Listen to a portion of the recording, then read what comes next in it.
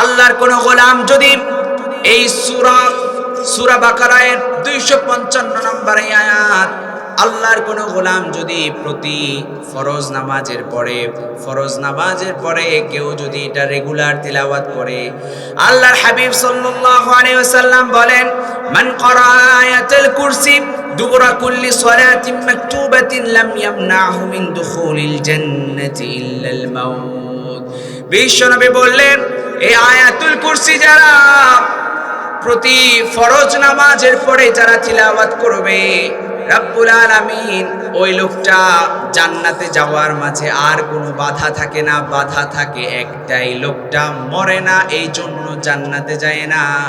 যখন মরবে সাথে সাথে জান্নাত দিয়ে দিবেন যিনি। চিৎকার করে বলেন তিনি কে?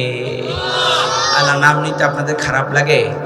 মন থেকে একবার আল্লাহকে ডাকেন তো আল্লাহ। আবার আবার আবার আল্লাহকে ডাকেন তো আল্লাহ। আবার ডাকেন আল্লাহ।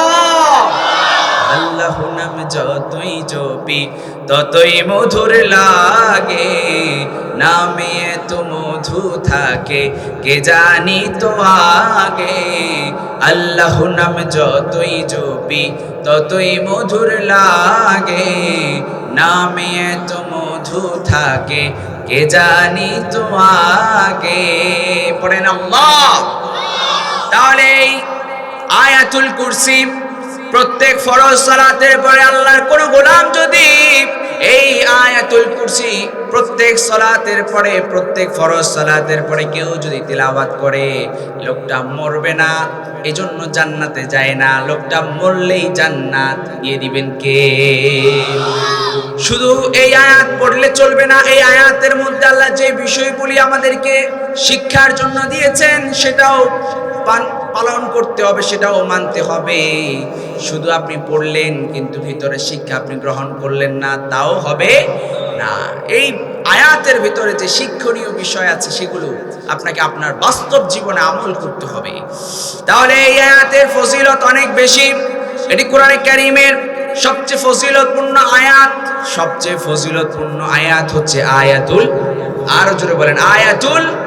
আমরা যখন ফরজ সালাতের পরে আমরা যখন সালাম ফিরানোর পরে দেখবেন কিছু মানুষ এই সূরা বাকারার 255 নম্বর আয়াত আয়াতুল কুরসি অনেকে পড়ার সময় পায় না, সুবহানাল্লাহ পড়ার সময় পায় না, আস্তাগফিরুল্লাহ পড়ার সময় পায় না।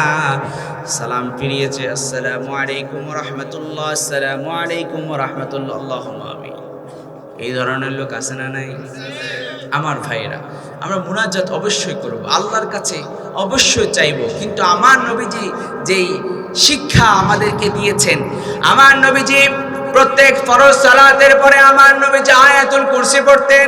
আমার নবীজি প্রত্যেক সালাতের পরে আমার নবীজি পড়তেন 3 বার আস্তাগফিরুল্লাহ। পড়েন আস্তাগফিরুল্লাহ। 3 বার আস্তাগফিরুল্লাহ পড়তেন।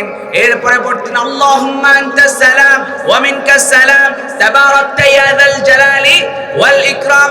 এইভাবে করে আমার নবীজি দোয়া করতেন, আল্লাহুম্মা আজরিনা মিনান নার। এইভাবে করে আমার নবীজি দোয়া করতেন, হাসবুনাল্লাহু ওয়া নি'মাল ওয়াকিল। এইভাবে করে লা হাওলা ওয়ালা কুওয়াতা ইল্লা বিল্লাহ। এইভাবে করে এই দোয়াগুলো আমার নবীজি পড়তেন। সুবহানাল্লাহ 33 বার পড়তেন, আলহামদুলিল্লাহ 33 বার পড়তেন, আল্লাহু আকবার 34 বার পড়তেন। এরপরে পড়তেন আয়াতুল কুরসি। এরপরে আমার নবীজি পড়তেন সাইয়্যিদুল ইস্তিগফার, আল্লাহুম্মা আনতা রাব্বি লা ইলাহা ইল্লা আনতা খালাকতানি ওয়া আনা আবদুক ওয়া আনা আলা আহদিক ওয়া ওয়া'দিকা মাস্তাতা'তু আউযু বিকা মিন শাররি মা সানা'তু আবু'ু লাকা বিনি'মাতিকা আলাইয়া ওয়া আবু'ু বিযামবি ফাগফিরলি ফাইন্নাহু লা ইয়াগফিরুয যুনুবা ইল্লা আনতা।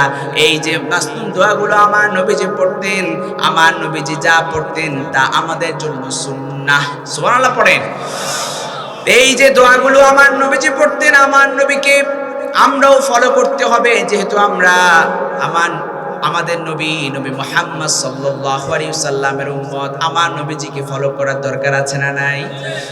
কথা বলেন, আছে না নাই?